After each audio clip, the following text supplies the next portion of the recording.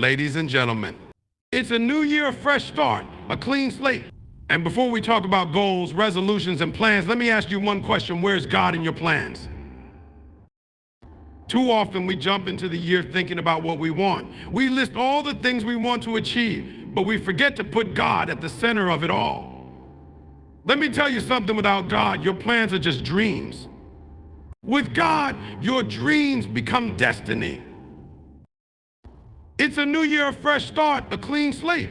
And before we talk about goals, resolutions, and plans, let me ask you one question. Where's God in your plans? Too often we jump into the year thinking about what we want. We list all the things we want to achieve, but we forget to put God at the center of it all.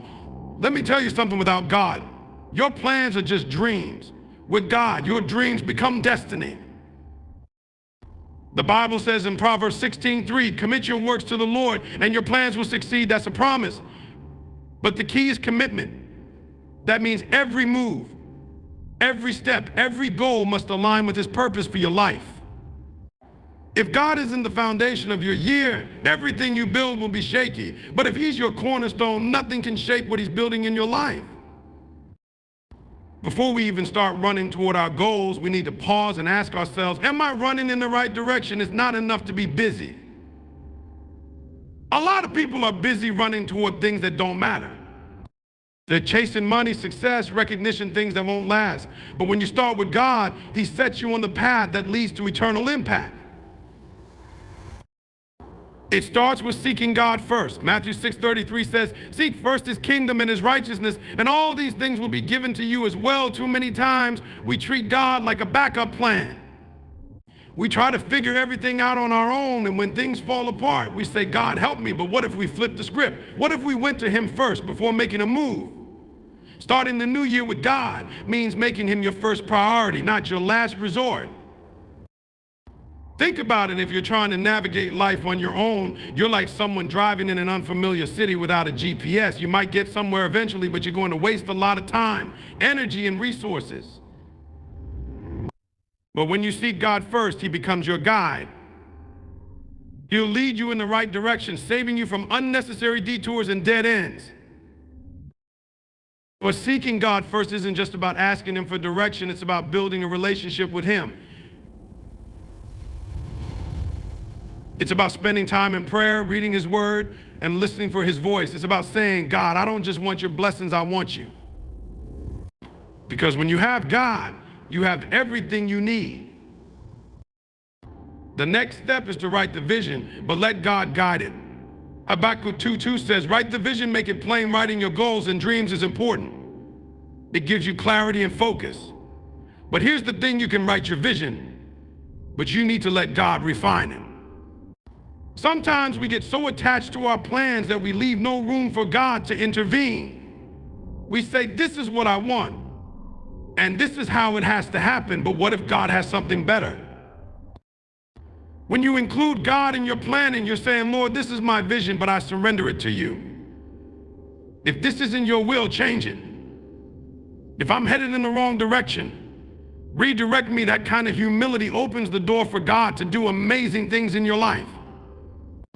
Because here's the truth, God's plan for you is always better than your plan for yourself. His vision is bigger, His timing is perfect, and His ways are higher than ours.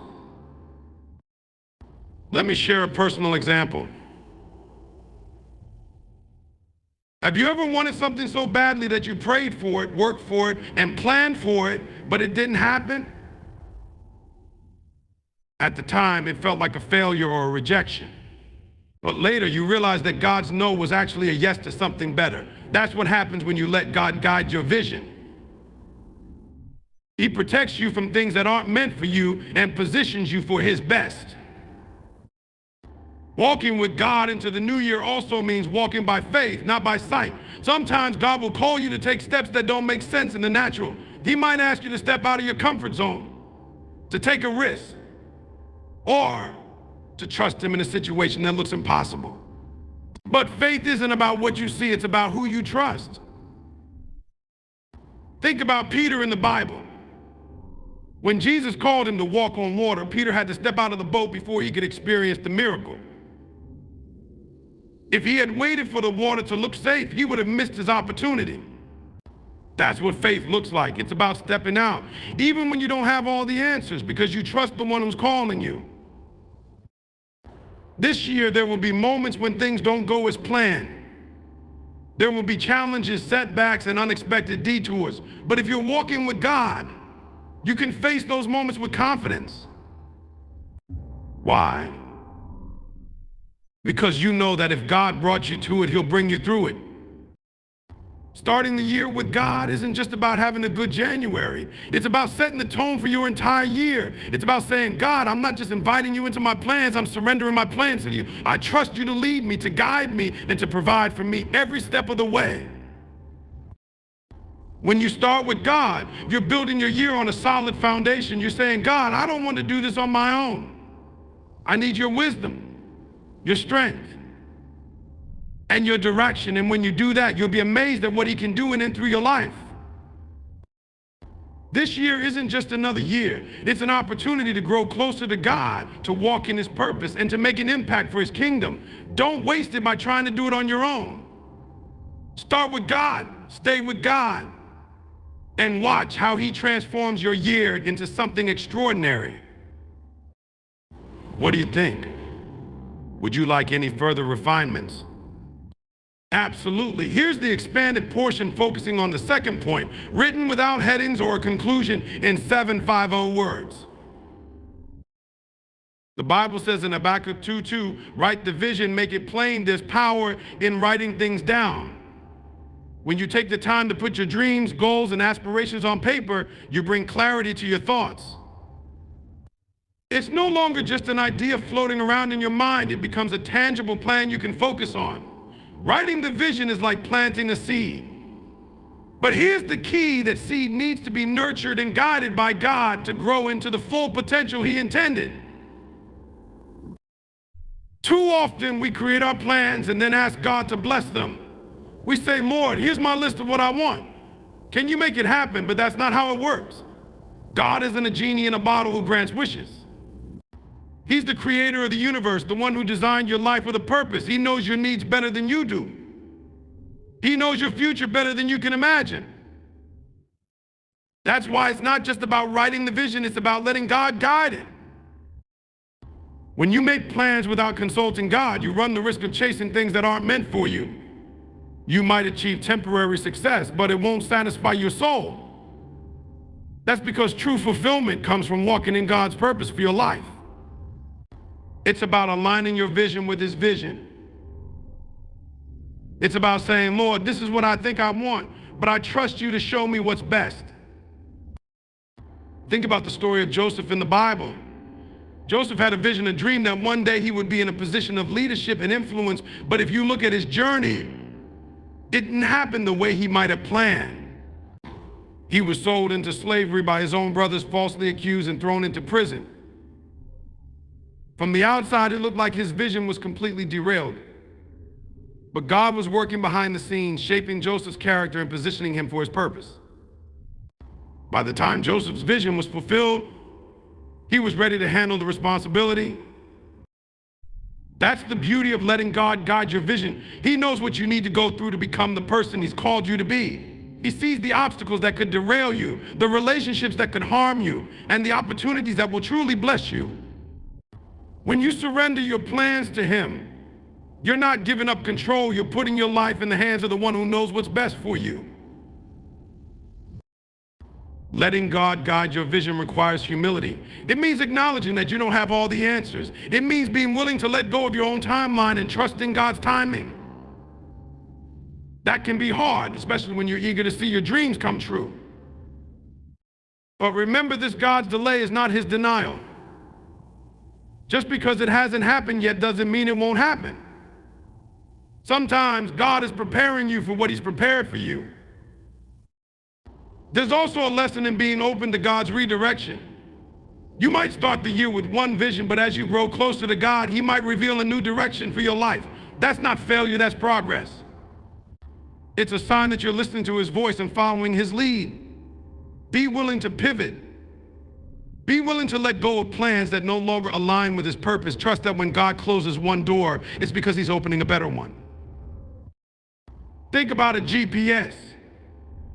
When you take a wrong turn, the GPS doesn't give up on you. It recalculates and finds a new route to your destination. That's what God does when you trust him with your vision. Even if you make mistakes or face setbacks, he has a way of turning things around for your good. He can take your detours and use them to refine you, to teach you, and to prepare you for what's ahead. When you write your vision, take time to pray over it. Ask God to show you which goals align with his will. Ask him to give you the wisdom to prioritize what matters most. And once you've written it down, don't just leave it on the page. Take action, but do so with an open heart, ready to adjust as God leads you. There's a powerful sense of peace that comes from knowing you're walking in God's will. Even when challenges arise, you can move forward with confidence, knowing that your vision is rooted in his purpose. You don't have to strive or force things to happen because you trust that God is working everything out in his perfect timing. Remember that God's vision for your life isn't just about personal success, it's about making an impact for his kingdom. It's about using your gifts, your talents, and your resources to glorify him and to serve others. When you align your vision with his, you become part of something much bigger than yourself. You become a vessel for his love, his grace, and his power to flow through you. Writing the vision and letting God guide it isn't always easy. It requires faith, patience, and a willingness to surrender control. But the rewards are worth it. When you let God take the lead, he will take you places you never dreamed of. He will open doors you never thought possible. And he will use your life in ways that exceed your expectations. Starting the new year with God is not just a decision, it's a declaration that your life belongs to him and that his plans are greater than anything you could imagine. By seeking him first, surrendering your vision to his guidance, and walking by faith, you align your life with his purpose and open yourself up to blessings far beyond what you can see today. This year will come with challenges, but when God is at the center, those challenges become opportunities for growth. Delays won't discourage you because you'll know God's timing is perfect.